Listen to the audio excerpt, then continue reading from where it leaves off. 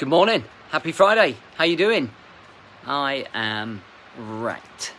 Having a 6-week-old when they're not well is a nightmare. Sleep, awake. Sleep, awake. It's a nightmare. Anyway, hope you're good. So today we're going to talk about how to go about managing your social media. I think this is a really important subject, so let's get into it. Welcome to the Rise to Thrive show. I am your host, James Boardman. And if you are coming through, then please do let me know. So on Thursdays, I have a no social media day. Like I don't do my stories. I don't log in. I literally just don't even go in there. And that for me on that Thursday is such a welcomed relief with social media. Okay, for me, social media is part of my business, it's part of my brand building, right? It's part of my communication with you guys. So on that front, it's quite positive because I'm able to get my message across to you. Where I think and why I think we need to manage our social media is because it can become quite destructive. Okay, it can be super destructive in terms of our mental health, our emotional health, our habits, the way that we use our time. I find that, first of all, let's talk about why we should be managing it, and then some ideas and direction about how to manage it. So I think for a lot of people, it can present a real negative vibe or a negative energy, because not all of social media is positive. Not all of it is putting you in a great mood, giving you great advice. There's also a lot of other people with a lot of negativity and a lot of negative things to say. There's destructive things like what we see a lot in terms of online hate going on. You know, you only have to read my ads to see that as well. So it can subconsciously build a negative energy inside of your mind. We can often compare ourselves to other people on social media. I know that I've done that a lot before. In my early days of my business, I would misplace my time trying to be like somebody else in business and unrealistically trying to achieve it. And I feel that can be quite a destructive process, the comparisons of others. There are other things as well that, such as addictive personality or addictive obsessive habits, simply scrolling mindlessly through your timeline of any platform that you're on, whilst your kids are sitting around playing, asking daddy to play or mummy to play, or it can be the killer of a conversation. When you're in the evening and you're with your partner and you're both just scrolling through Facebook or social media rather than talking to each other. So it just complete, and I think the biggest one there is the consumption of time, mindlessly scrolling out of habit, not even looking for anything, just scrolling through, and then suddenly 20-30 minutes has gone.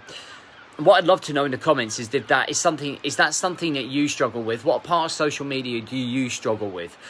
And I think what's really important here is to identify that in the comments below so that we can all kind of see the destructive side of it. But it's not all negative. I don't think it's all bad. And for me, I think there's a couple of things you can do to manage it. Now, number one is have a non-social media day. Like, I can't tell you how beneficial it is for me. Like, when I get to Wednesday night, I'm like, I'm really glad I don't have to turn my phone on tomorrow. Like, I literally don't. I log out Wednesday night, and I don't log back in, so I don't get any notifications, I don't get anything. I literally come back in to a barrage of notifications and messages, which we sort through. But just having that distance from social media and what it does is I think a really healthy thing. Like, maybe you have 2 or 3 days, I don't know, but maybe have at least minimum 1 day away. What do you think? Do you think that's something that will help you in that respect? Let me know if you think that's something that will help you. The other thing is manage who you see on your on your timeline. So, like, for example, on your Facebook personal profile, if there are people on there that you find to be quite negative or that you find irritate you, then lose them. Like, don't have people on there for the sake of having people on there. Refine your list so that you have just friends and family. That's the whole point of it. So when you turn on, you only see friends and family you want to see from. You see things and pictures of family and happy things and things that are going on, right? So you create and build a positive environment within your social media. You are in control of that, right? Who you follow, who you don't follow. Unfollow the man coach. But it's really important, because in a practical world where we're here right now, you choose who comes into your life, right? You choose who your friends are. You choose who you hang around with. You choose your circle. And the same should be done on social media. We should be managing who's coming in front of us, so that the people that are coming in front of us are the people that give us a positive energy, positive vibe, the people that we enjoy listening to, the stories that we enjoy hearing. And I think that really helps with the subconscious side of our brain in terms of feeling positive. I unfollowed everybody on Instagram that I used to compare myself to. I don't follow many people on Instagram, just mainly like hot chicks. But I like, in all seriousness, it was like a bit of self-preservation. It was really huge, right? Because I wanted to lose a lot of the people that I was being easily influenced by, you know, and it was misleading to my own character and my own identity, because I was like, I want to be like that. That's how I want my business to be. That's how I want to be. And for me, I got sucked into that. And I didn't have to stress the state of mind or the presence of mind at the time to realise that until I did. And you know, and that's why I unfollowed all of those people. So I think as well, as easy as it is to fall into these bad habits, we can fall into these positive habits that make social media a better experience for ourselves. You know, limited time as well is another one. Like, hey, look, don't look at your Facebook or social media first thing in the morning. What we're trying to do in the morning is prime our mind to be more positive and outgoing and ready for the day.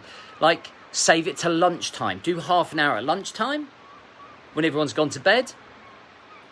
Maybe do it like when the kids have gone to bed for half an hour, if the missus is making dinner, or she's showering, or she's out playing netball, or she's out running or something.